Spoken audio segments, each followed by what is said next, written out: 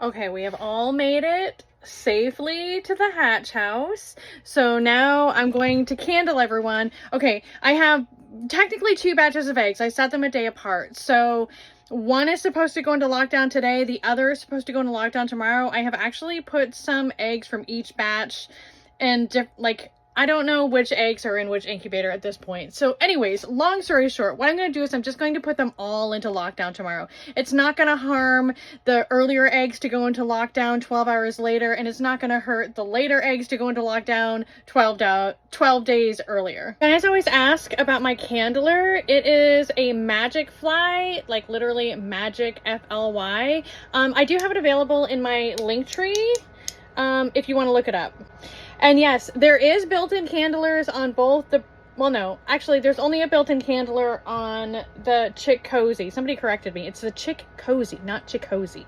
Anyways, there is a built-in candler on there, but I really like this one. I like that I can maneuver it and move it around. I like to candle from the wide end. And like in these incubators that incubate upright, like the Chick Cozy and the Brincy Ovation, I can just stick the I don't even need to take the eggs out. So these eggs are on day like, man, candling videos are tough because there's no light, right? Okay.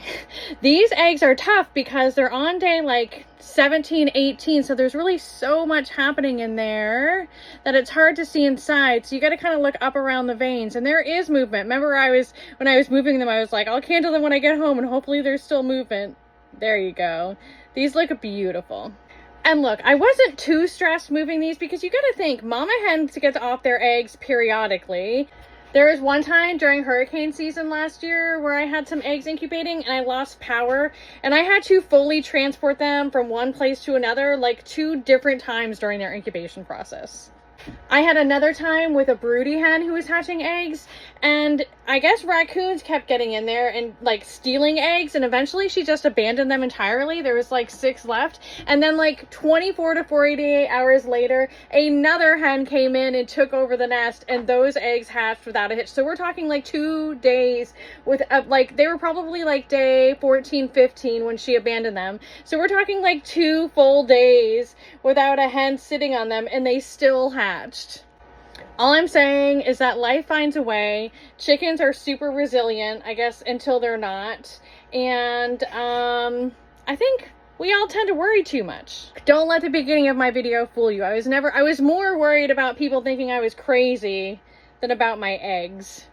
I was for sure worried about them cracking open though. That would have been bad. If they would have busted open, that would have been very bad. Like, we're talking a massacre because there is honestly so much development in here. These are my wheaten eggs. Literally every single one that I put into the incubator is developing. Oh my gosh, look at this one. I hope you can see it. Okay.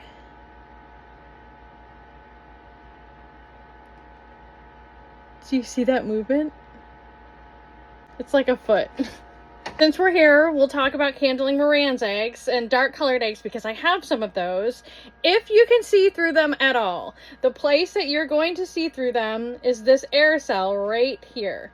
So the thing to do is to hold your candler at like a 45-degree angle, and you're looking to see that that air cell is very defined. It should be growing throughout the incubation process. But this development looks really good in this egg. Probably, that one looks really good. You probably won't be able to see... Whoa, did you notice how much bigger this one is than the other one?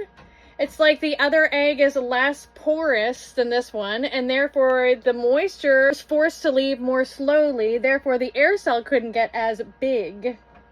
Normally with these darker colored eggs, you really won't be able to see much candling before at least day 10. Like I said, these guys are on, and you won't ever really be able to see veining in there. These guys are on day like 18.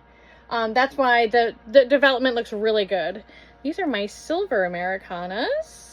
Okay, I did the rest of the candling off camera. They're all developing. Everything's black all the way through. There's nothing really to see. And like I said, I'm just going to put everything into lockdown tomorrow. So in like 3-ish days, 3-ish, 4-ish days, we should have we're going to have Valentine's Day chicks.